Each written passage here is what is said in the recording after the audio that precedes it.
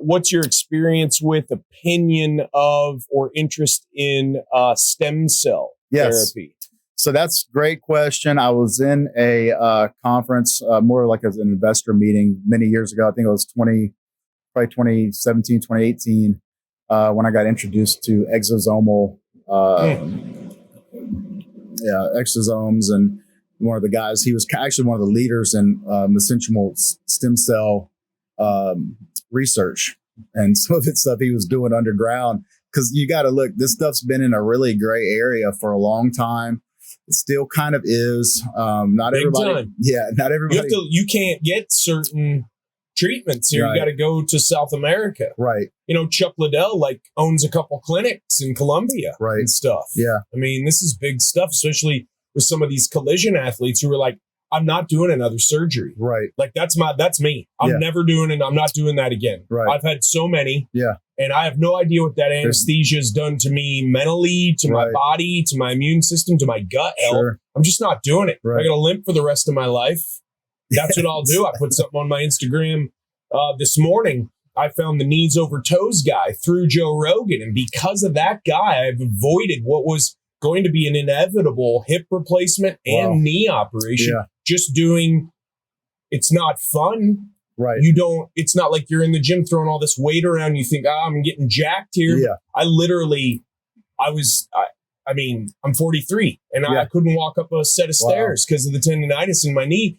Fixed it. Yeah. And it's amazing. The stem cell stuff though, what the FDA has approved, I know is somewhat effective, which you can get treated with here. Is that something that once you've got your mind wrapped all the way around it, you think you'll probably add to your practice? So I'm working with a new medical director now who posed a question about that. He's associated with some people that are actually doing them. We haven't revisited it just because I have so many other things going on, but it is something that people are highly interested in. The problem with stem cells when it first launched and first went out is that it created this market, right? And so with any market, with products, not all products are equal. And so you had a high margin of cost for patients and the treatments were not equivalating the results that had been opposed. So they're charging you this, but you're only getting this type of return. Yeah. So that's, said everybody wants to make money. So you had, a little Bernie Madoff effect happening there. And so people started backing off, all the ethical people. And so it kind of ruined, it ruined it for the ones that were really trying to provide the best quality stem cells, with the best efficacy. I think that's evolved now more often than not. When I have spoken to somebody that has had stem cell treatments, whether in Dallas or elsewhere, they're having positive benefits. And so I think that is a positive sign for what's to come.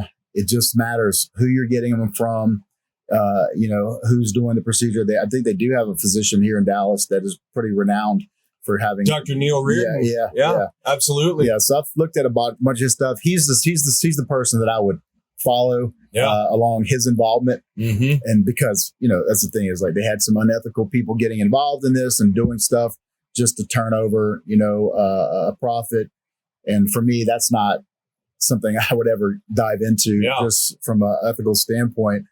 So I'm kind of waiting to see. I mean, we do some aesthetic treatments now with ProCell Therapies that utilizes growth cell factors for the skin, which helps recruit new collagen growth. So there's a lot of other like topical sources that are being utilized right now.